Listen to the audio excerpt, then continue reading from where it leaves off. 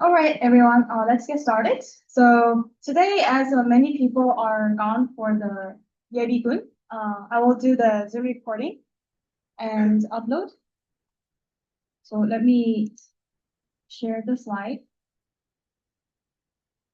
Oh, yeah, before that, let's do the quick attendance check.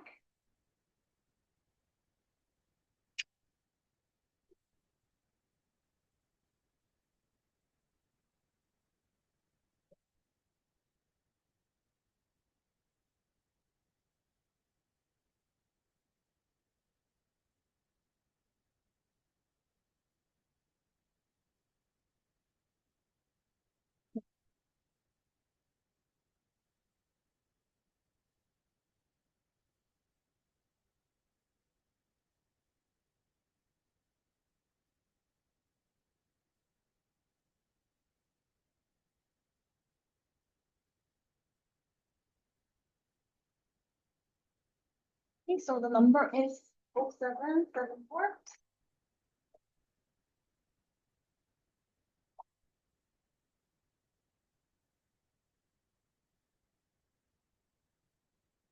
I will reshare.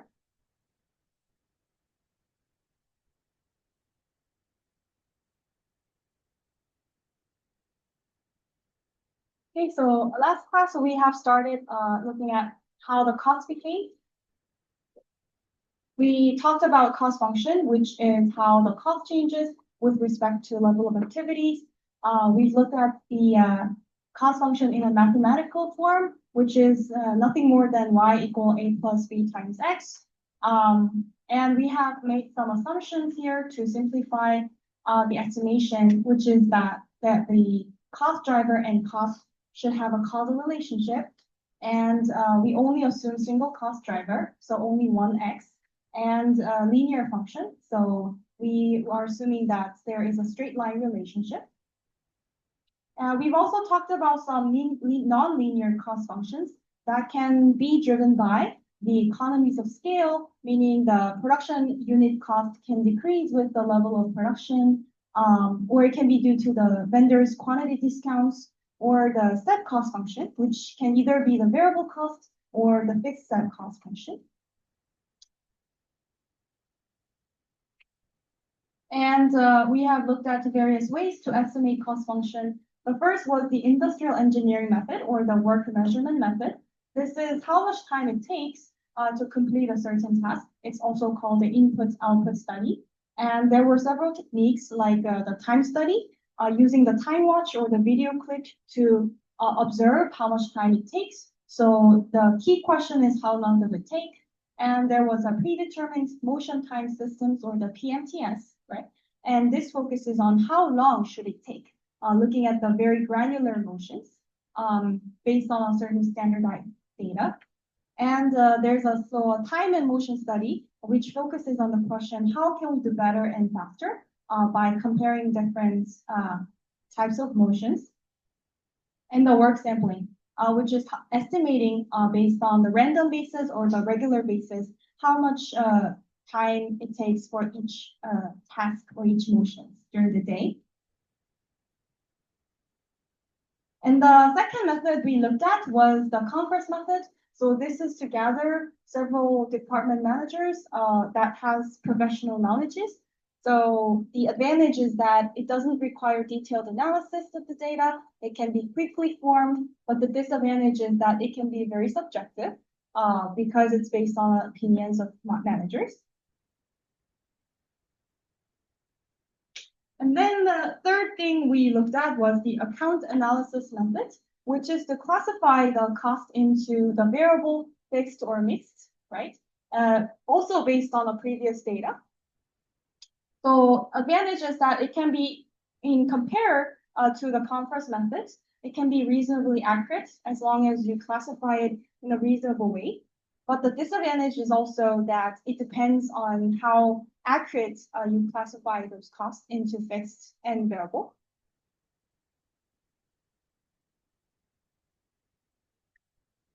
Yeah, so this was what we have looked at. And today we're going to look at the last estimation method, which is called the quantitative analysis method. So this is to estimate cost function based on a past data observation. So account analysis also rely on the past data, but quantitative analysis make use of much more data. So there are two methods of the quantitative analysis. And the first is the high-low method. So we're gonna take a deeper dive into how to estimate function using the high-low methods and the regression analysis. Okay. So the key difference between high-low methods and the regression analysis is that high-low methods usually uses only two data points, whereas regression analysis use almost all the points. So the advantage of the quantitative analysis is that it is a rigorous approach. It's an objective way to estimate cost function, relying on the data, rather than based on a certain person's individual's opinions.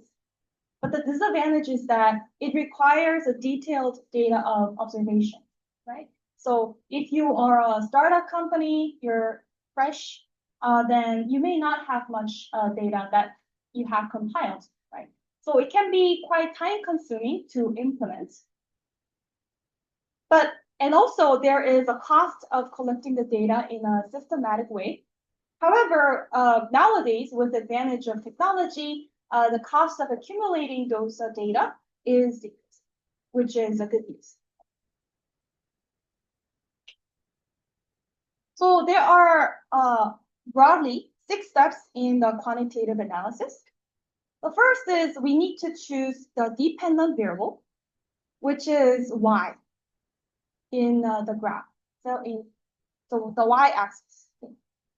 The dependent variable is the cost that we are interested in to predict. It can be labor cost, it can be indirect manufacturing costs, it can be SG&A costs. The cost that we are interested in is basically called the dependent variable or the outcome variable.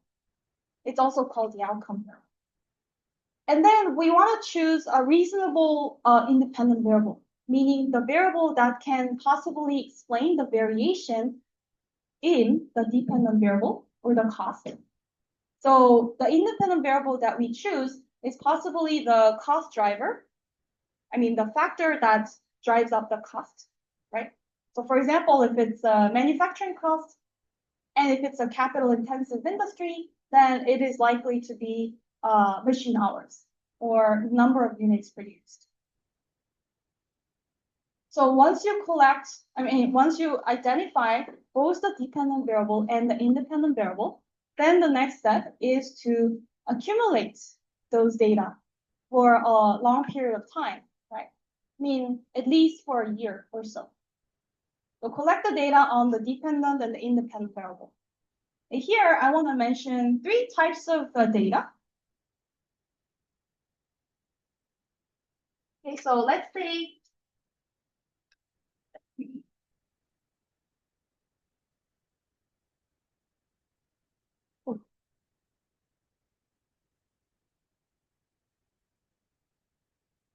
yeah. So y and x. So y is going to be the cost, and the x is going to be any cost driver.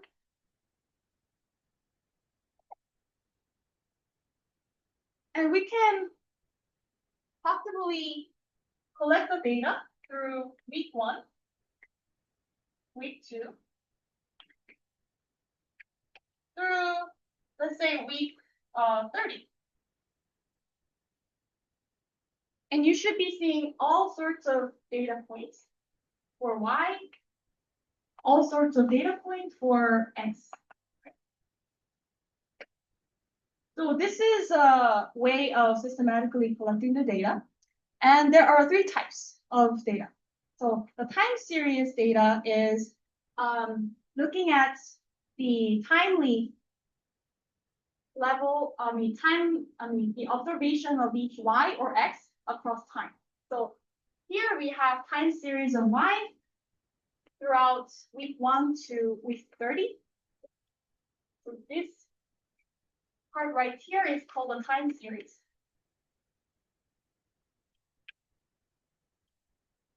we also have a time series of X, right? So there are time series of Y across week 30, and there's also time series of X over the 30 weeks, right?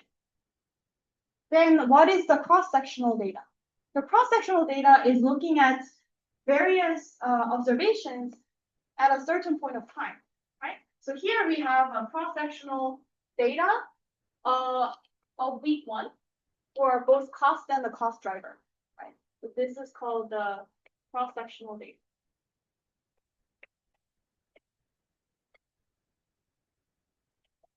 Okay.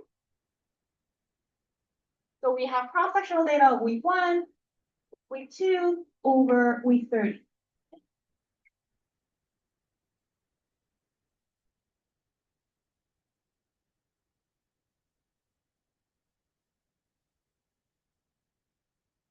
Then what is a panel? Panel data is combination of both time series and cross-sectional.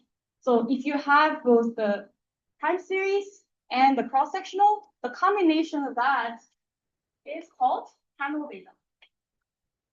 So here we are seeing the panel data of Y and X over week 1 through week 30.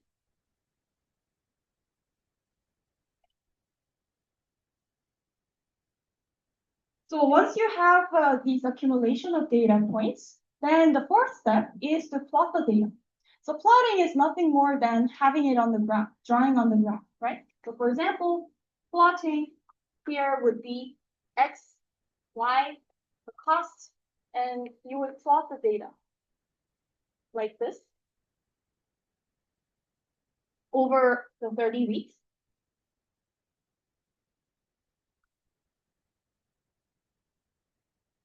And the fifth step is to estimate the cost function, either using the high-low methods or the regression analysis.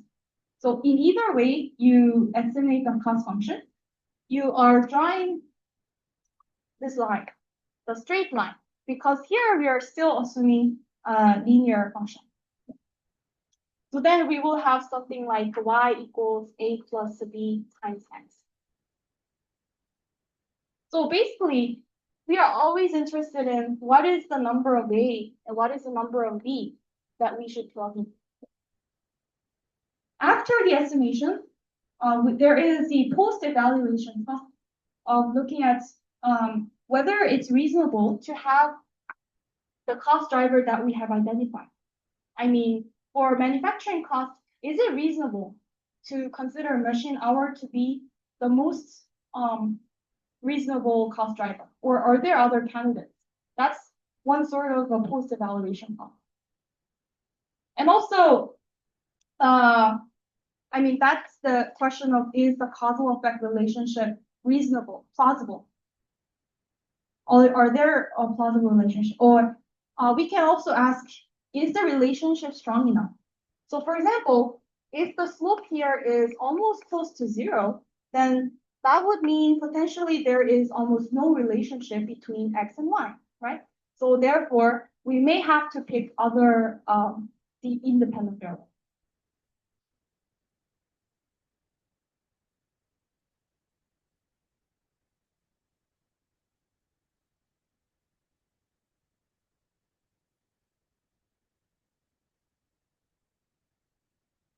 Um,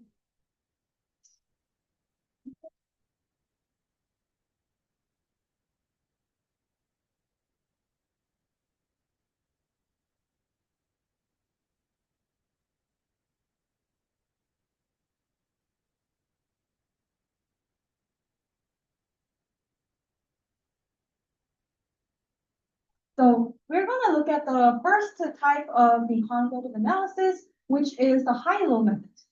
So after plotting, high-low method is nothing more than choosing the highest and lowest cost driver points.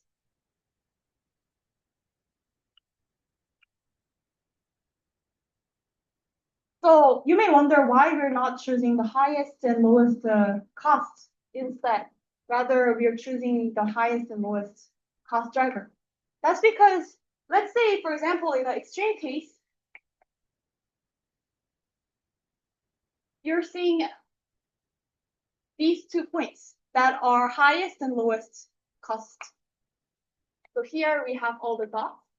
If you choose these points, then you may make a wrong inference of this weird relationship between x and y. We want to make the variation in x as much as possible. There is no way we can control y, but we can control x. Okay. So we want to make a variation in x as much as possible. So we choose the lowest and the highest cost driver points. After choosing these 2 points, we need to connect these 2 points, right? So here we're connecting these points. Let me redraw. Yeah, so after identifying the 2 points, you connect these 2 points. This connected line is used to predict the cost. But there is one thing to also keep in mind, that there is also a relevant range associated with the cost function. So the relevant range is this highest and lowest points. So there is no way we can estimate the function cost outside this range. So if you encounter certain question, what is going to be the estimated cost under this point or above this highest cost driven point, you can simply say there is no way to estimate the cost. So then the variable cost per unit, which is the slope, can be easily identified by knowing the differences in these x, right? Change in x and change in y. Right? We know how to calculate that.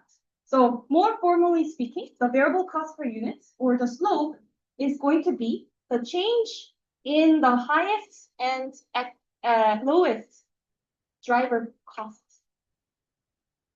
driver points. Highest and lowest cost driver points costs divided by the highest and lowest cost driver. So this is nothing more than the change in y over change in x. Okay, so let's do the simple exercise. This is actually using the same example from the account analysis over the past 12 weeks. So again, this company is producing a computer using both resource of using labor and machine. The manager of this company wants to estimate the cost for the indirect manufacturing labor, like supervision cost. The main task here is to monitor the line. And the manager believes that the cost driver for this indirect manufacturing labor is the machine hour. So X is going to be the machine hour. Over the 12 weeks, the manager has collected the weekly level of the X and Y. So we have 4 questions. The first is to plot the graph using the high-low method. And then second, we need to estimate the cost function using the high-low method. Third is the 6th step that I talked about, to evaluate the cost driver, meaning how well can the cost driver predict the actual cost? Is the relationship strong enough? Lastly, what is the indirect manufacturing labor cost when no machine runs? Okay, so these are the 4 questions.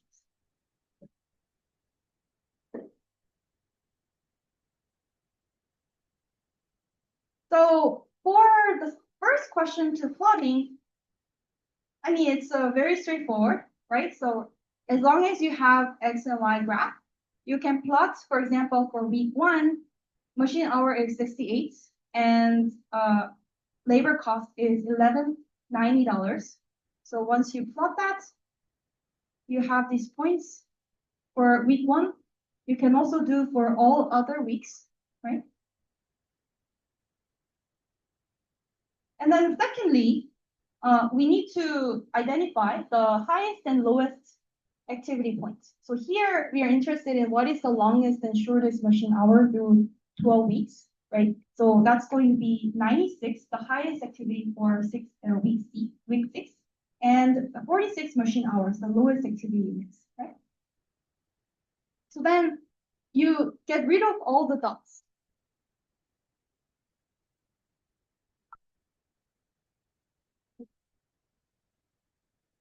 So you get rid of all the dots and you connect these two highest and lowest activity points.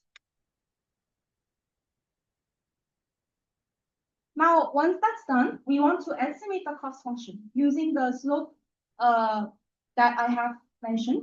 So it's differences in y over differences x.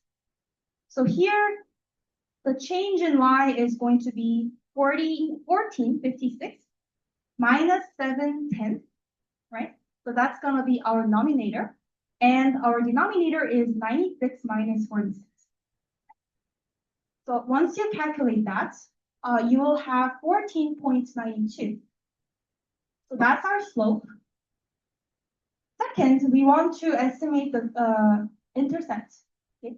So intercept is in this function a equal y minus b times x. And once the slope is figured out, we can plug in any points out of these 2 points, right? So we can choose highest cost driver points or the lowest cost driver points. Either way, we have the same intercept. So let's say we plug in the highest cost driver points, then A will equal 1456 minus 14.92 times 96 equal to 23.68. Or you can plug in the lowest cost driver points, then that will be A equals 710 minus 14.92 times 46.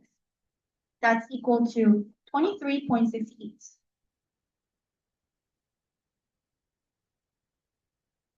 So the cost function is going to be calculated as y equal 23.68 plus 14.92 times x. And if this estimation can only be used within the range of 46 machine hours to up to 96 machine hours.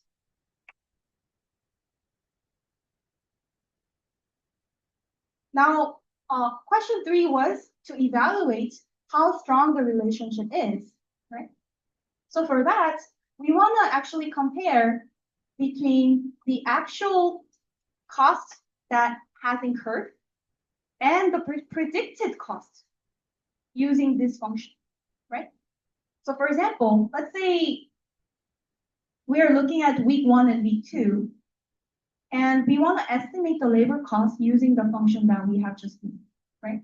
So if the machine hour is 68 hours, then the predicted cost using our function is going to be y equal 23.68 plus 14.92 times 68. Okay, so that's going to be 1038.24. If the machine hour is 88 hours, then y will equal 23.68 plus 14.92 times 88, so 1336.64. So now we want to compare this predicted cost with the actual cost for week 1 and week 2. So the actual labor cost incurred for 68 machine hour during week 1 was 1190, right? Compare that with the predicted cost, 1038.24. So we can clearly see that the actual cost is greater than the estimated cost. In this case, we say that there is an underestimation. And we can see that, I mean, of course, the cost cannot be clearly, accurately, precisely estimated. It cannot be, I mean, the difference between the estimation and the actual cannot be always 0, right? But if it's close to 0, then it's quite a good function, right? Let's also look at machine hour of 88. So here we see that the estimation 1336 is greater than the actual labor cost 1211. So here we say that there is an overestimation. So the good line should always have either the well-balanced number of underestimation and overestimation. If every number is overestimation, for example, then it is likely not a good line because the data points are not clustered around the line. So the another way we can kind of guess whether it's a good line or not, is to plot in the graph, right? So if we see the line is clustered, the data points are clustered around the line, so there is well-balanced number of overestimation and underestimation, then it's quite a reasonable graph.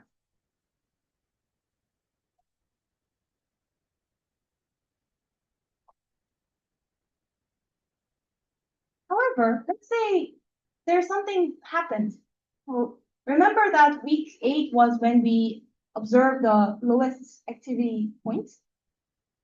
But suppose that there's a labor contract that guarantees a minimum payments in the week 8.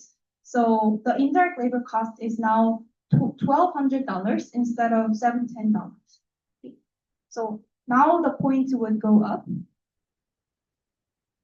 Then using the high-low method, what happens?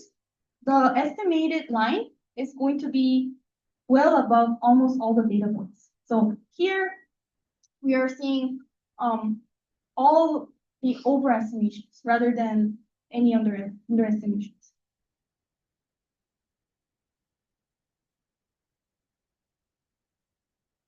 And also the residuals. The residuals are the differences in actual cost and the predicted cost.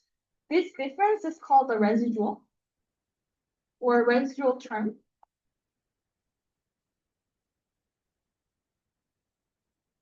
And now you see that the residuals are much larger compared to the other lines.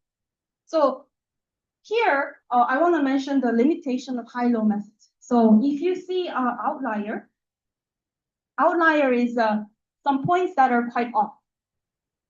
If you see any outliers, then it is likely to reach a less accurate estimation. So why does this happen? Why does this inaccuracy happen due to the outlier? That's because we are heavily relying on the 2 data points, whereas we actually have much richer data, right? What if we use all the data points rather than 2 data points, right? So that is why the regression analysis is used. So I will talk about that later after the question 4. So the question 4 was, what is the labor cost when the machine hour is 0? And the answer to that is simply no, because when no machine runs, that means the machine hour is 0. But I have mentioned that the cost function can only be estimated within the relevant range of 46 and 96 hours, right? So there's no way we can estimate costs outside that range. Okay, so now we are going to look at regression analysis.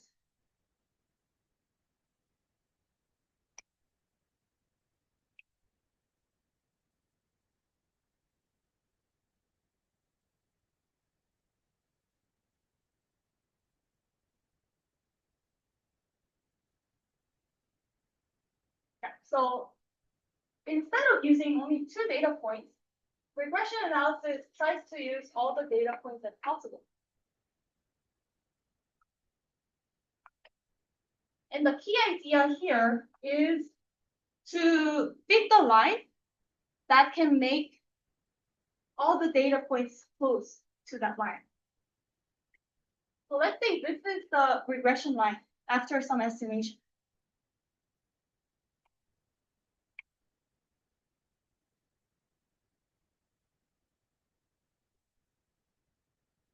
This is X and this is Y, the cost. And for all the data points, we have the actual costs and the estimated cost under the regression line.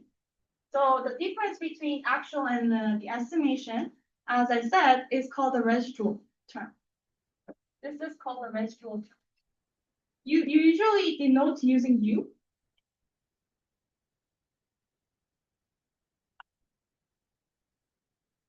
So here, let's say there is Q1, Q2, Q3, right?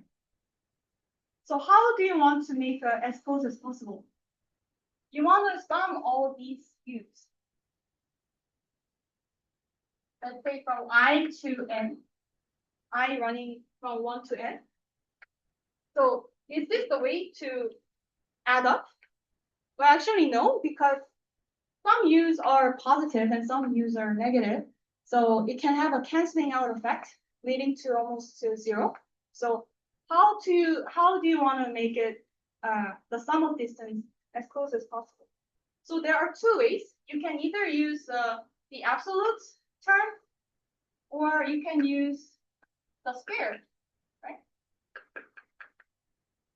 And actually, for the differentiation purpose, ui squared is much easier, right? So we use the ui squared to minimize the ui squared, the sum of ui squared,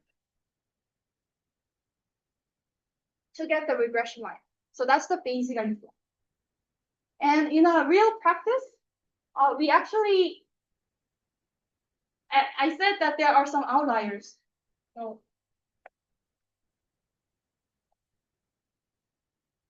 let's say there are outliers here and here. And this can still make noise to estimate the functions, right? And in this case, which is called the outliers, we can use either two different methods, which is trimming, or you can use Winsorization.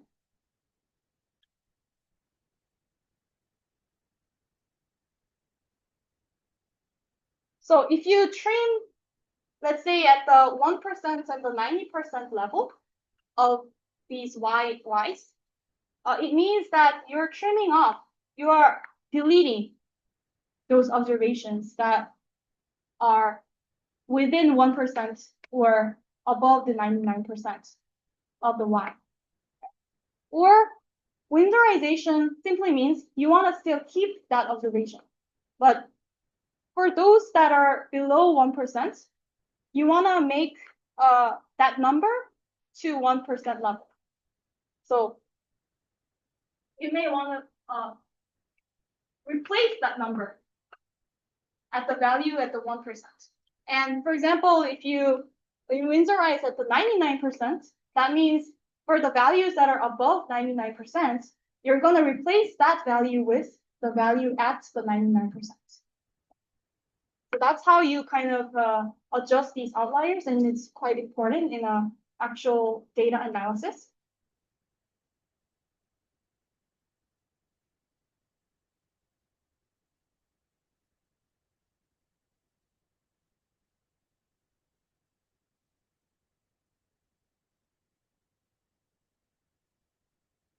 Yep, so recall that there's the limitation of high-low method, that it's sensitive to the outliers. So we are going to rely on all the points instead of 2 to mitigate this outlier problem. Again, the idea is to make the line to be to make all the points cluster around the line as nearest as possible, as close as possible. Okay. So regression analysis is trying to measure this slope.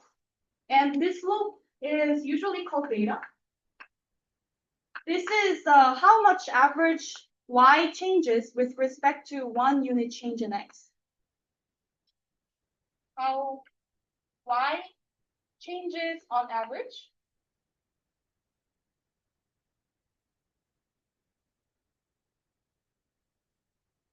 with respect to 1 unit change.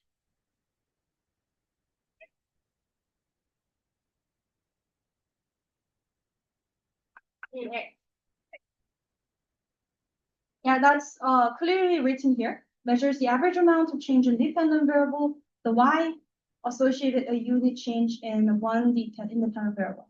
So let's say, for example, if there is only one x, so if there's only one independent variable, we say it as the simple regression, simple linear regression.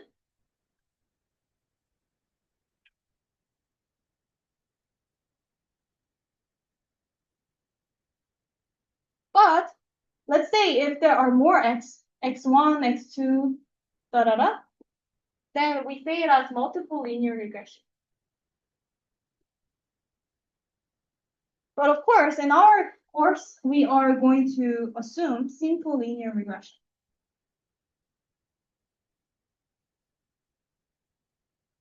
Yeah, so if you see the graph here, using the same week 12 example, you usually don't calculate the slopes by hand, but there is always the software that can execute and produce the regression outputs, right? So let's say you use Excel to get the regression line, a regression model. So the estimated regression model is y equals $300 plus about $10 x, right? So this is basically using this calculation. And again, the residual term is the difference between the actual points and the predicted cost under the estimation function. And here, also under the regression, we can only estimate within the range of the minimum and the maximum.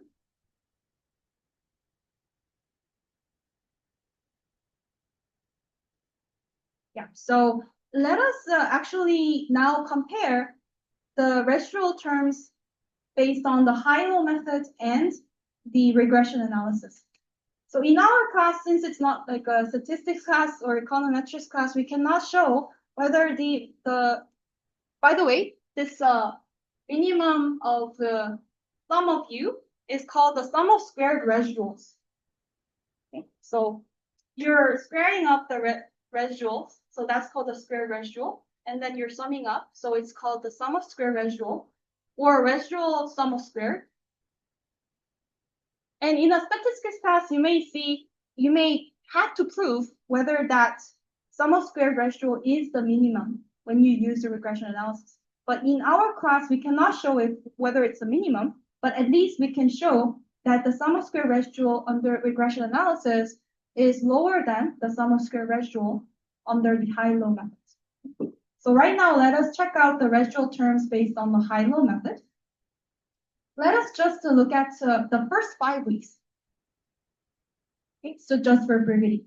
So this is something that we have looked at, y, and we want to estimate the labor cost. Usually, this estimated y is called the y hat. So here you're seeing y, actual y, and the y hat under the estimated function. Right? For each cases, we see these. So I mentioned that for week 1, there is underestimation, week 2, overestimation, week 3, another underestimation going on forward.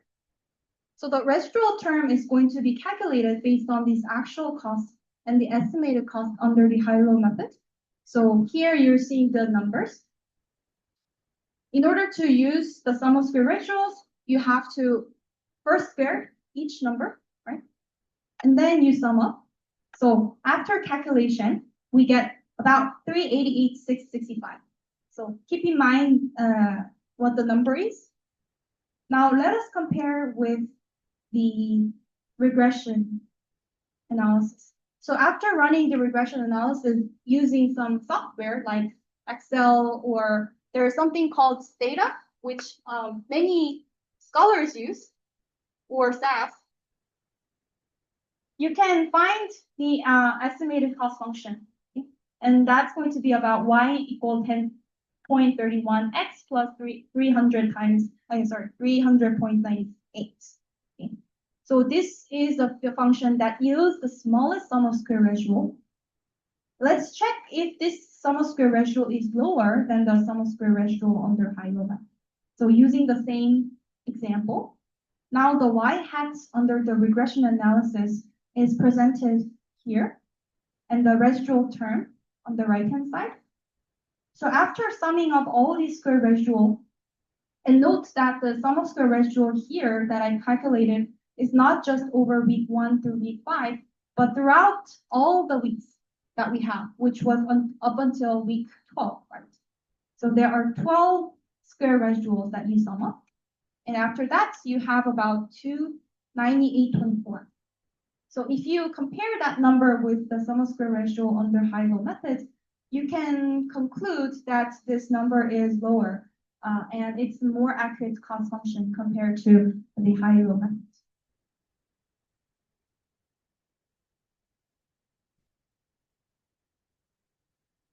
So there are possibly three criteria after you implement the regression analysis. You post-evaluate whether the cost driver is suitable or not, right?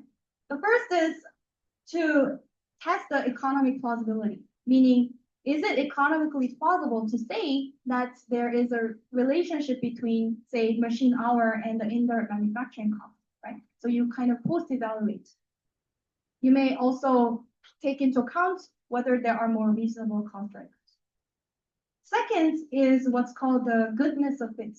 So this is to look at whether the differences in actual cost y and the predicted cost y hat is reasonably small enough. Okay? In order to do that, you use you rely on certain metrics, and one of them is called the R squared. So R squared is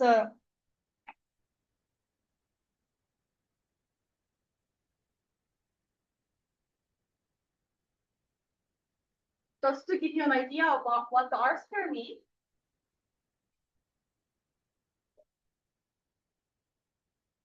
Let's say if R squared is 90%, this suggests that the 90% of variation in y can be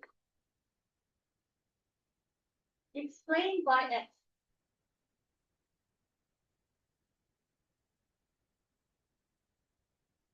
So in the real world, there are not many cases where you see the R squared over 80%, and it's almost impossible, right? So this clearly means that y is clearly dependent upon x. Right?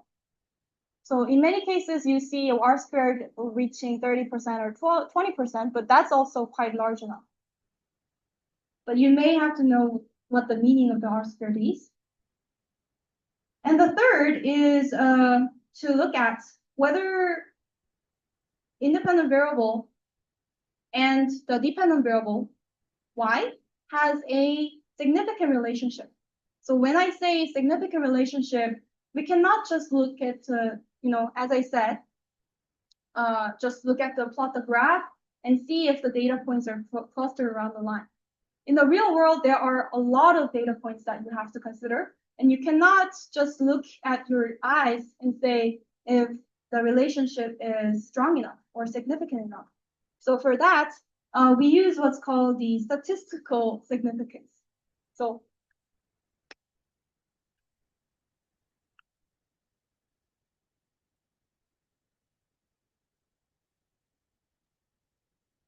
in order to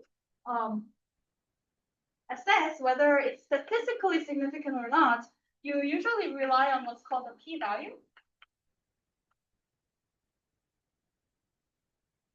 So usually, if the p-value is less than 5%, which we can also get through some data or whatever, then we can say that it has a meaningful statistical significance. Okay? But of course, you can, even though you suffice the statistical significance by using the p-value, sometimes you don't know how economically significant that is, right? So if you look at y equal a plus bx, you don't know. I mean, even if it's 0.1, it can still be economically significant, but we don't know whether it's significant or not. For that, we rely on the economic significance in the real world. And in order to assess the economic significance, you usually compare that with the mean of y, mean or standard deviation, or what's called the entire quotile range.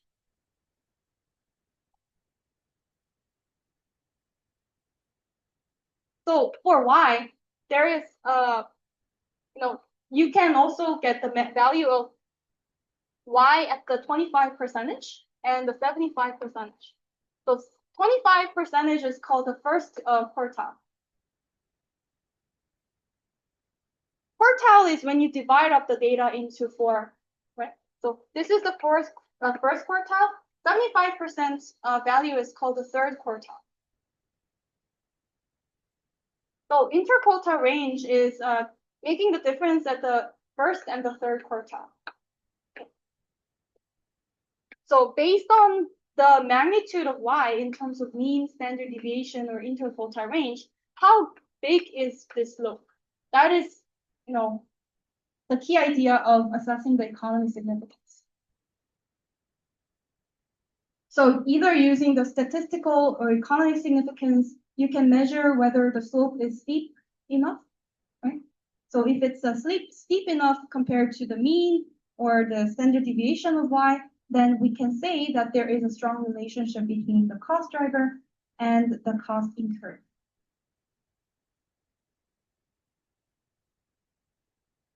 So I want to maybe delve a bit deeper into regression, but for the time's sake, let's first do the practice on the high-low and the regression analysis using this file, right?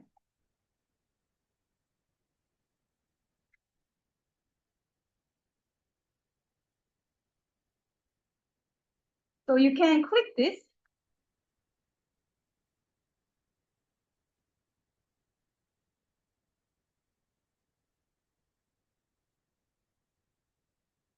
So the question is, Mr. Kim, CEO of a manufacturer of the Fine Korea and stoneware, is troubled by the fluctuation in the productivity and wants to compute how manufacturing costs are related to various sizes of batches of outputs. And the following data show the results of the random sample of the 10 batches of the one pattern of stoneware. Now, the requirement here is to predict the total cost for 25 batches with the cost functions using high-low methods and the regression analysis. So these are the data points we have. And here we are assuming that the total cost is going to be driven by how large the batch size is. Okay? So essentially, batch size is X, and the total cost is Y. And we have these sample batches on the left-hand side. So first, let us get the high-low analysis estimation numbers. So we want to first calculate the highest and lowest driver points. So here, the highest driver point is going to be 30 for batch J. So here we have 30, and the related associated cost is going to be 320. Whereas for the lowest driver point, we have 9 in batch H, right? So we can plug in 9 with the total cost of 110. So now we can calculate the change in Y and calculate the change in X. So first of all, the change in Y is going to be 210. And the change in X is going to be 30 minus 9, so 21. So once you do that, based on the variable cost formula that we have talked about, it's going to be change in Y over change in X, right? So this is going to be 210 over 21. So that's going to be 10. And the fixed cost per month is the intercept, right? The intercept can be calculated based on either the highest point or the lowest point. So it's going to be Y minus the Y minus the B times X, right? So Y, let's use the highest point, so 310 minus the 10 times 30. So then we have 20. Then our cost function is going to be y equal 20 plus 10x based on these two numbers. And here, our question was, what is the predicted cost when the batch size is 25? As you see the requirements. So we can simply plug in 25 in the cost function, and that will have 10 times 25, 250 plus 20, so 270. And let us compare that with the actual cost under batch size of 25, which is the batch F, right? So the actual cost that incurred was 300, right? So let me write down actual. That means that the residual term is going to be actual minus the predicted cost. So 30 minus 270, right? Now let us do the regression analysis by graph and also using some functions in Excel. First, you can maybe scroll from batch size X total cost over all the numbers. And if you go to insert, you can see this one scattered. So you can choose this. And if you choose this data point and do the right mouse click, you can see the add trend line. So here, the trend line is going to be linear. And if you go all the way below, you can see display equation on chart. So here you see y equal 10.532 x plus 24.426, which is going to be the regression line that's fitted, right? Now let's get these intercept and slope number using the function below. So the intercepts under regression analysis can be calculated using intercepts and then parentheses. You first put the y's as you see here in the instruction. So you scroll all the y's and then comma, you scroll all the x. And you get the same number as above, so 24.426. And the batch size, this is the slope that we need to get. For the slope, you can simply put the slope and parentheses, again, y's, comma, s. So you have 10.531. And now we are interested in the R squared, right? Which is the goodness of fit measure.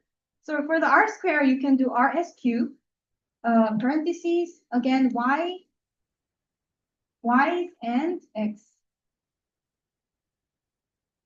So we see that 96% of the variation in y can be explained by x. So it's a very high number.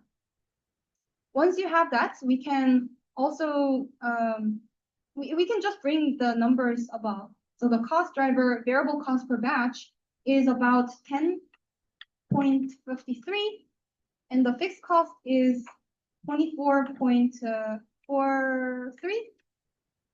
So the cost function is y equal 24.43 plus 10.53 times x. And given the expected batch size, we can also predict the cost. So 24.43 plus 10.53 times 25 is 287.68. So again, the actual cost for batch size of 25 was about 300. So when we calculate the residual, this is going to be about 300 minus 287.68, so 12.32. So although this is just one example, this shows that compared to the high-low method, regression method can provide a more accurate estimation by producing smaller residue, smaller differences in actual and the predicted cost. So because of the time restriction, although I have uploaded the regression and more about regression slides, maybe I will produce that in the video and post that on our website, on our announcement boards. And I guess I will stop here and I'll see you next class.